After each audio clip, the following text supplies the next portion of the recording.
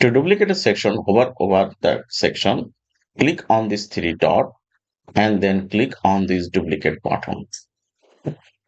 This new duplicate section will open at the bottom of this page.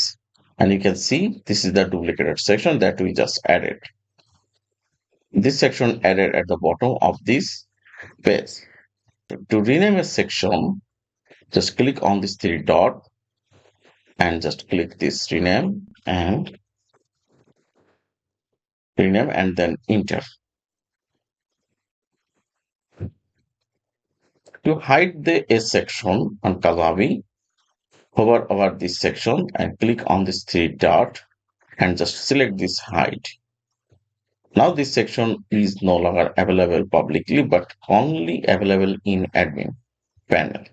If you want to unhide this, just click on this three dot and click this show. The section will show. If you want to remove a section, hover on the section name and click on this three button and then click on this delete. This will remove this section from this page permanently. Then if you want to reorder a section, you can just drag these sections and drop it. Okay, so this is how a section can be drag and drop. Also, there is another way to delete the section. To delete the section, click on this name and then you can see we have a new section button at the bottom of the section setting. Now I'm going to show you how can you do the same type of activity for the blocks.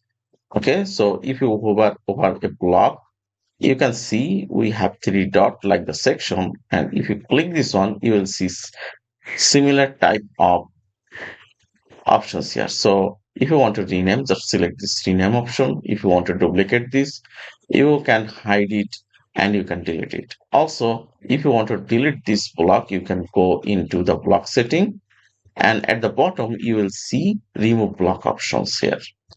To reorder a block, it is very similar to the sections. So you just need to just drag and drop the block.